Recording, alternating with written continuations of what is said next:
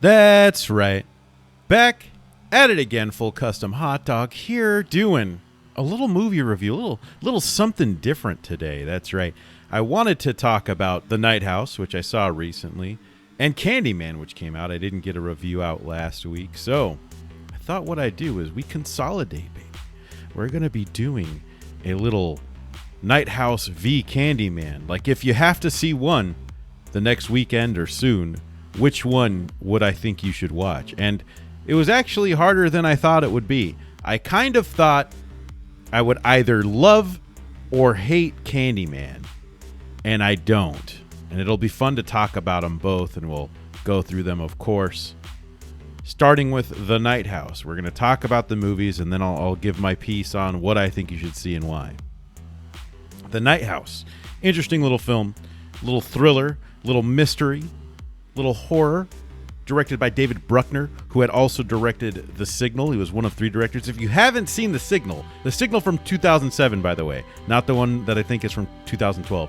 It's fantastic. It's similar to The Crazies, and it's 3 short films that are all linked together. I think each are directed by a different director. I could be wrong there, but it's great. A running story all throughout. I revisited it recently and absolutely loved it much more than I did the first time. He also worked on VHS and Southbound. He did segments there. A film called The Ritual, which I haven't seen, but I know a lot of people love. And currently, he's filming the Hellraiser remake, sequel. Who knows? Everything's a sequel 20 years later, ignoring all of its sequels. So who knows what that's going to be. Very apt for him to do that, considering that The Night House is very much Hellraiser inspired. And I don't know if I can tell you without spoiling the movie. And I don't want to spoil this one. It's a nice, neat little package. Our lead character, Beth, is reeling from the death of her husband, who went out in the middle of a lake and shot himself. So you kind of see her in her downtrodden mess, just dealing and living and just dealing with it all, and starts to uncover some secrets about her husband. And that leads her to other women. Was he sleeping with these women? What was going on with these women? There's a mystery house across the lake.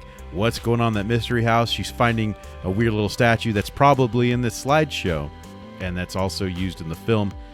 Very Hellraiser-esque there, and some other things too. But I like I said, I really want to tell you, but I don't want to spoil it, because this is kind of fun to go in blind, and the twist is really cool, kind of different, turning this into something a little bit more, something more than just a horror film. Starts to tweak genres a bit, I think. But it's very solid. All around, great. Though it is kind of a lull. Though there is kind of a lull in some parts. But that's par for the course with movies like this, I think.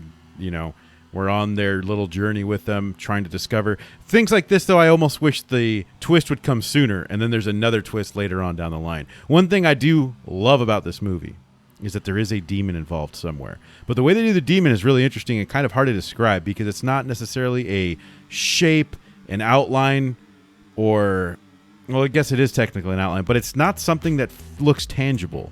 And what it is it's playing with perspective, where it'll show like the outlines of whatever the character is looking at, and that makes the shape of a person, and that perspective moves with them. I'll try to get those shots from the trailer into this to explain that better, but you really got to see it to believe it, and it's really neat.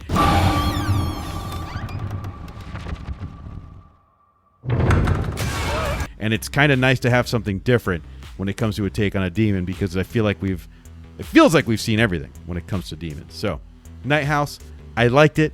I didn't love it. I didn't hate it. It's a solid recommend, though. One that I feel like I can recommend to pretty much anybody. Next, we have Candyman.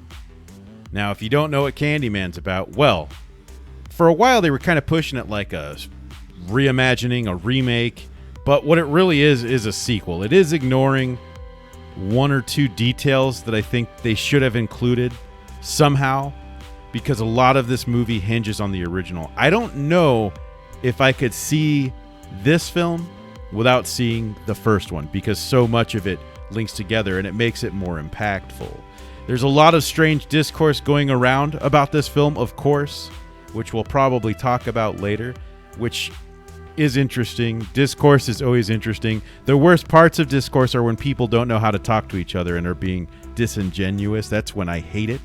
So As long as we're down to have conversations, I'm into it, and we're understanding.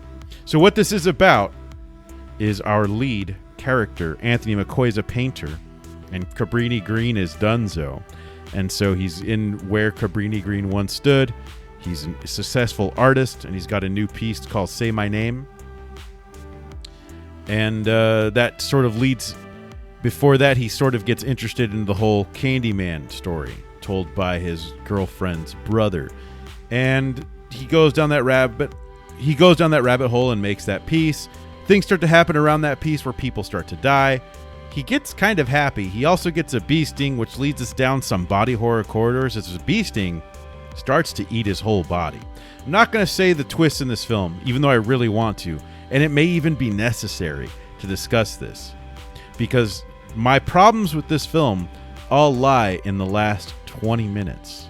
There's so much that's great. Nia DaCosta's directing in this is fantastic. Playing with mirrors, things like that. The cinematography, almost Kubrickian, plays with symmetry, and I like that a lot. And at times it's very cold, and it feels very surreal. And so there's a lot to like. Some scenes come off kind of goofy. The scene that's from the trailer in the bathroom where the girls are saying Candyman in the mirror while they're at school, that scene comes off just kind of goofy and it almost feels like a comedy. Like that could have been in a scary movie to me. Not a general scary movie, but the series scary movie. So I didn't care for that part. My main problem here is the problem I have with a lot of films these days. And it's, I like that you have a message, but don't beat me over the head with it.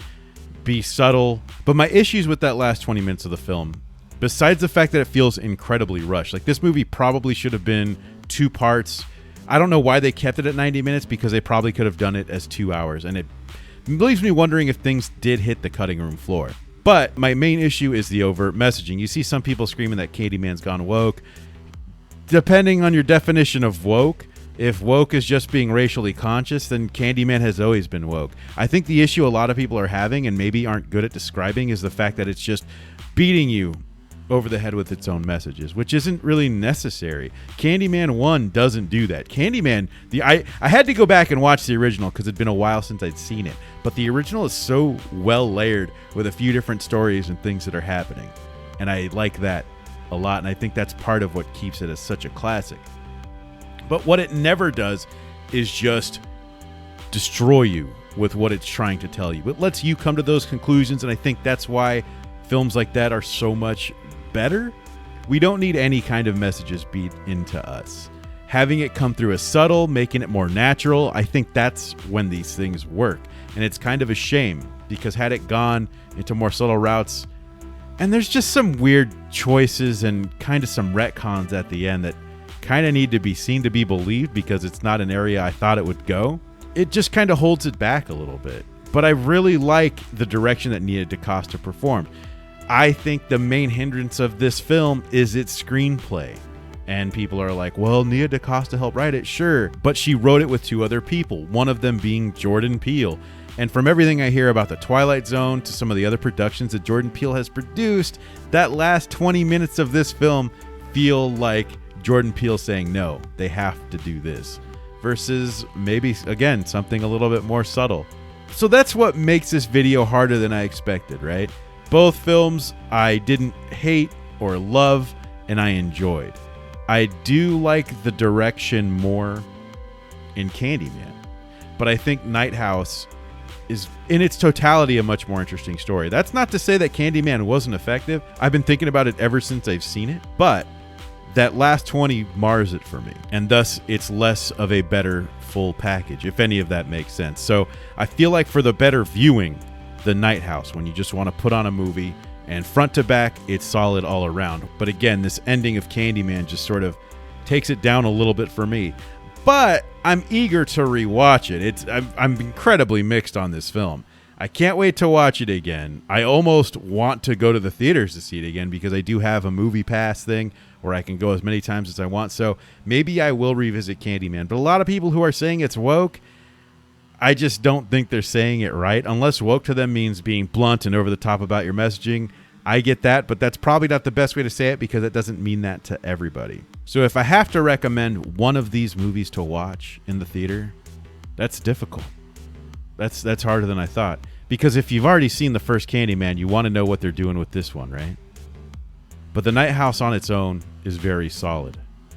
I do think the direction of Candyman, though, lends itself better to the cinema, to the theater, than The Night House. I'm going to say, go see Candyman, because that's what people are talking about right now. I like so much of what was done here. There's a lot of things that are done so right that I feel like I can give this a recommend to the right people. If you are expecting perfection and gold, not quite. If you're expecting a great sequel to Candyman, almost. The Night House is great, and I wanted to put that over Candyman. However, The Night House is also something that I feel like you'd get a similar experience watching it from home. That's not to say don't go see Night House, but the direction of Candyman is so big and so clean and clear that theaters kind of do it a service. That's my ruling. See Candyman if you have to choose, but they're both very solid films. And of course, let me know what you think in the comments. I'm your host, Full Custom Hot Dog. You can follow me on Twitter. It's Full Custom Hot Dog without the last O, because it's just too long for Twitter. So thank you all for watching, and until next time. If you like what you see, I love what I see. make sure to hit that subscribe button and the bell for notifications so you can watch whatever comes next. And if you like the music you hear, you can follow me on SoundCloud and Spotify. Check the description for links.